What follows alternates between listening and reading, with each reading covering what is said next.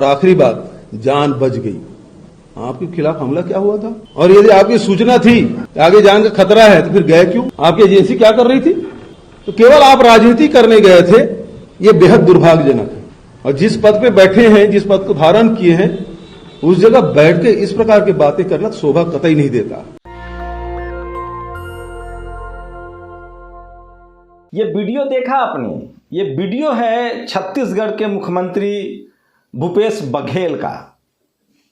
40 second के video में उन्होंने साफ साफ बता दिया कि दरअसल प्रधानमंत्री क्या कर रहे हैं। लेकिन ये तो कुछ भी नहीं है। सोचिए, इस देश में राज्यपाल कहे उसकी बात पर भरोसा नहीं, कोई मुख्यमंत्री बोले उसकी बात पर भरोसा नहीं, पंजाब का मुख्यमंत्री बोले उसकी बात पर भरोसा नहीं, सिर्फ और सिर्फ प्रधानमंत्री जो कहते हैं वही सही है।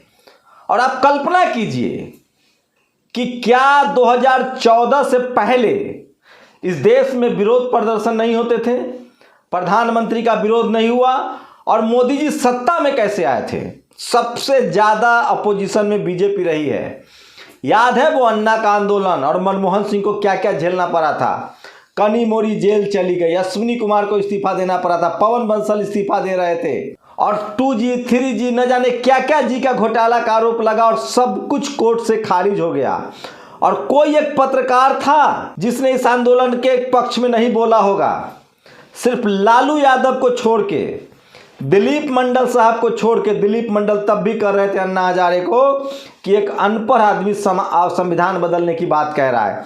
मेरे जैसा आदमी, मैं इंडिया टीवी में नौकरी करता था, मैं अन्ना हजारे जब जेल चला गया तो मैं भी गया था देखने कि जेल भेजना ठीक नहीं है। डेमोक्रेसी में सबको अपनी बात कहने का हक है। लेकिन मैं लालू यादव जी को फॉलो कर रहा था और लालू यादव ने संसद में कहा था कि यह पॉलिटिकल एजेंडा है और डेमोक्रेसी में हर किसी को प्रोटेस्ट का अधिकार है। लेकिन सोचिए 2014 के बाद से क्या हो रहा है। अगर आप पत्रकार हैं, सरकार से सवाल पूछेंगे तो जेल जाएंगे। अगर आप किसी पॉलिटिकल पार्टी के नेता हैं, सरकार पर सवाल पूछेंगे तो आपके यहाँ रेड पड़ेगी, आप भी जेल जाएंगे। तो क्या ये सच है? और प्रधानमंत्री जब भी कुछ करते हैं उनके समर्थक कैसे उनको डिफेंड करते हैं? क्या पंजाब में जो हुआ परत दर परत साफ हो गया है कि आखिर प्रधानमंत्री को हेलीकॉप्टर से जाना था तो दौरा वो रोड से क्यों गए? और क्या आज तक कोई प्रधानमंत्री इतनी लंबी दूरी सड़क से तय किया है? और सवाल ये भी है कि एसपी जी ने आखिर परमिशन कैसे दिया? अगर मौसम खराब था, अगर हेलीकॉप्टर नहीं उड़ सकता था तो सड़क से जाने की एसपी जी ने परमिशन क्यों दी, तैयारी क्यों नहीं की? चन्नी ने साफ साफ कहा है कि डेमोक्रेटिक सिस्टम में सबको प्रदर्शन करने का हक है। और क्या इससे पहले किसी प्रधानमंत्री के खिलाफ प्रदर्शन नहीं हुआ? क्यों नहीं होगा? इससे बड़ी बड़ी तस्वीरें दिखाऊंगा जिसमें जूते चले हैं प्रधानमंत्री पर, काले झंडे दिखाए जाते हैं। आखिर इस देश के जो वर्तमान प्रधानमंत्री हैं वो सिर्फ अपनी बात ही क्यों कहते हैं, सुनते क्यों नहीं है? तो देश के सबसे तेज तरार, सोशल मीडिया के सबसे बड़े पत्रकार, बहुजनों के सबसे विश्वसनीय पत्रकार, इस देश का सबसे भरोसामंद और सबसे ज्यादा इंटेलिजेंट तेज तरार पत्रकार दिलीप मंडल ने भी कुछ सवाल उठाए हैं, वो भी बताऊंगा। और भी कुछ बड़ी खबरें हैं, लेकिन सबसे पहले शुरुआत करते हैं आपको उन तमाम बड़ी खबरों से जो सोशल मीडिया पर बहुत ज़रूरी है। जो सोशल मीडिया है वो बहुजन मीडिया है। सोचिए, रमेश परिदा इंडिया टीवी में सीनियर पदों पर रहे हैं। उन्होंने लिखा है कि 1991 में लोकसभा चुनाव के तत्कालीन प्रधानमंत्री चंद्रशेखर के काफिले पर बिहार में बीजेपी के लोगों ने जय श्री राम का नारा लगाकर पथराव किया था। बिहार में जय श्री राम का नारा लगाकर पथराव किया था, ये कहानी है। सोचिए। और ये तमाम बड़ी खबरें मैं बताऊंगा जिससे आप समझ जाएंगे। और सोशल मीडिया पर सर्वे कर लीजिए, मोदी जी के झूठ का साथ देने वाले 90% सवर्ण हैं। ओबीसी SC ST वही है जो भाजपा में से किसी न किसी रूप से जुड़े हुए हैं। इसी के आधार पर अखिलेश यादव को उत्तर प्रदेश चुनाव की रणनीति तैयार करनी चाहिए। अगर इधर उधर बउआते रहे तो सुनिश्चित जीत हाथ से निकल सकती है। और दिलीप मंडल लिखते हैं, बुल्ली केस में पकड़े गए सभी लोगों का सरनेम बताइए। ये भारत है बाबू, नाम में कुछ नहीं रखा है, असली चीज़ है सरनेम। इतना बेफिक्र और लापरवाह होकर क्राइम करने का कॉन्फिडेंस सरनेम से आता है, इसलिए सरनेम जानना बहुत ज़रूरी है। और सामाजिक तौर पर मुस्लिम महिलाओं को ऑनलाइन नीलाम करने का बुल्लीबाई नामक मंच बनाने के मामले में अब 7 युवा गिरफ्तार हो चुके हैं। सभी सवर्ण हैं और सभी अच्छी शिक्षा प्राप्त हैं। मैं इसलिए बार बार कह रहा हूँ, जो जितना ज़्यादा पढ़ा लिखा सवर्ण है वो उतना महीन जातिवादी और मनुवादी है। हमारे देश का हिंदू सवर्ण समाज बुरी तरह बीमार हो चुका है। वह दलितों, पिछड़ों, अल्पसंख्यकों के विरुद्ध घृणा से सर रहा है। चूँकि वह सत्ता का बड़ा हिस्सा स्वयं है, इसलिए उसने सत्ता संचालन के खुद के बनाए नियमों को खुद ही तोड़ना फोड़ना जारी कर दिया और देश को गिरफ्त की ओर ठेल दिया है। अतः इस आग में अंततः सबसे बुरा हाल हो उसका ही होगा, इससे वह फिलहाल अनभिज्ञ है। ये लिखा है शीतलपी सिंह ने। और आपके मन में सवाल पैदा नहीं होता कि प्रधानमंत्री आज तक किसी अन्य राज्य की बातें छोड़ो, दिल्ली से सटे नोएडा, गाजियाबाद, मेरठ आदि तक सड़क मार्ग से नहीं जाते, वो बठिंडा से गंतव्य हेतु सड़क मार्ग से कैसे निकल सकते हैं? फिर यह सब होने के बाद एयरपोर्ट पहुंचे और वापस लौट गए। आपके मन में सवाल पैदा नहीं होता कि प्रधानमंत्री की सुरक्षा का जिम्मा जब हर जगह गृह मंत्रालय का होता है तो फिर पंजाब में राज्य सरकार के भरोसे क्यों रहे?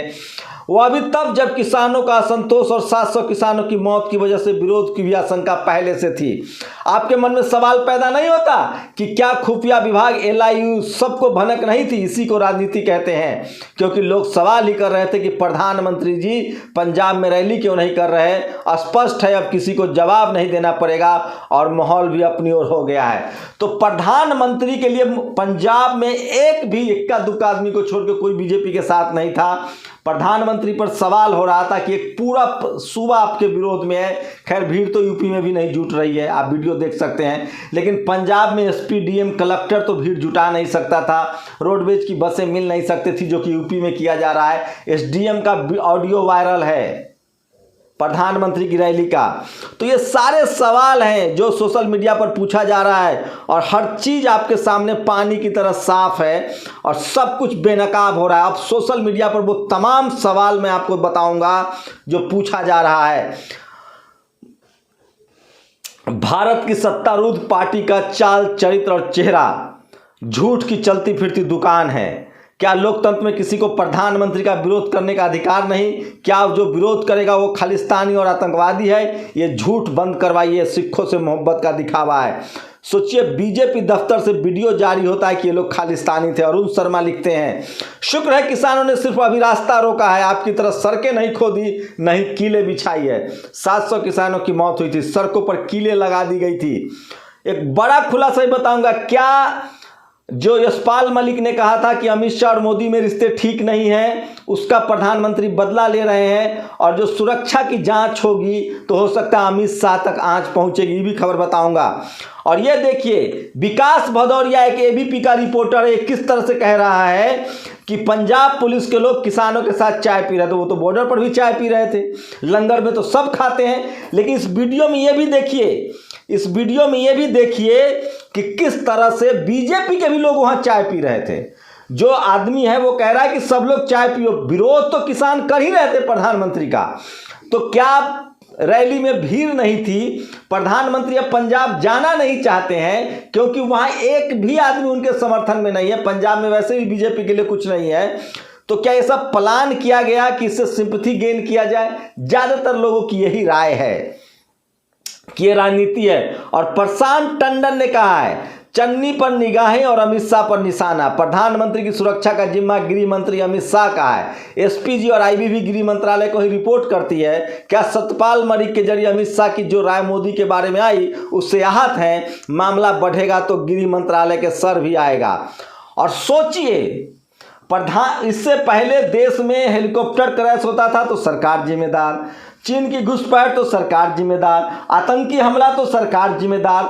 अब चीन घुसपैठ करेगा, खबर चलाएंगे तो पत्रकार जिम्मेदार, आतंकी हमला होगा तो खबर चलाएंगे तो पत्रकार जिम्मेदार, कोई सवाल पूछेगा तो विपक्ष जिम्मेदार, हेलीकॉप्टर क्रैश होगा तो सरकार नहीं, कोई जिम्मेदार नहीं, उसकी भी मार्केटिंग कर ली जाएगी कि शहीद हो गए हैं, सवाल नहीं पूछ सकते हैं। मतलब यह है गुजरात मॉडल। गुजरात में बीजेपी ने कभी सवाल ही नहीं पूछने दिया, कोई धरना नहीं, कोई प्रदर्शन नहीं। अल्पेश ठाकुर, जिग्नेश मेवानी और हार्दिक पटेल के बाद से तो कोई धरना प्रदर्शन ही नहीं था। खबर बनाने के लिए एसडीओ से परमिशन लेने पड़ते थे। क्या इसी को प्रधानमंत्री डेमोक्रेसी समझते हैं? तो पेंगांग झील, ये सोचिए विदेश मंत्रालय क्या कह रहा है, सब जानते हैं चीनी घुसपैठ पर। पेंगांग झील पर चीन के पुल बनाने पर विदेश मंत्रालय 60 साल से इलाका चीन के अवैध कब्जे में है। भारत इस पर नजर रखे हुए, साथ ही अपने इलाके में लगातार इस पर, सोचिए कह रहे हैं प्रधानमंत्री की 60 साल से सरकार कह रही है, तो आपके डफली बजाने आए थे, लाला कब दिखाएंगे? तो ये बड़ी खबर है। और ये देखिए, तुम सड़क पर 15 मिनट रुके तो खबर बन गई, और वो 1 साल तक सड़क पर रहे तो कोई खबर लेने वाला नहीं था। ये सोशल मीडिया पर लिखा जा रहा है। तो ये तमाम बड़ी खबरें दलित सीएम चन्नी जी की देन है कि पीएम वापस लौटा है, वरना जनता उन्हें चौराहे पर खोज रही थी। क्या प्रधानमंत्री से देश की जनता को सवाल पूछने का हक नहीं है? और ये देखिए, ये वो सवाल है जो दिलीप मंडल ने पूछा है। इस शख्स का नाम है Arun Kumar Sinha, IPS director SPG. Bathinda से फिरोजपुर 111 किलोमीटर। प्रधानमंत्री को हेलीकॉप्टर की जगह इतने लंबे सड़क रूट पर भेजने की मंजूरी देने के लिए एसपीजी चीफ से जवाब तलब होना चाहिए।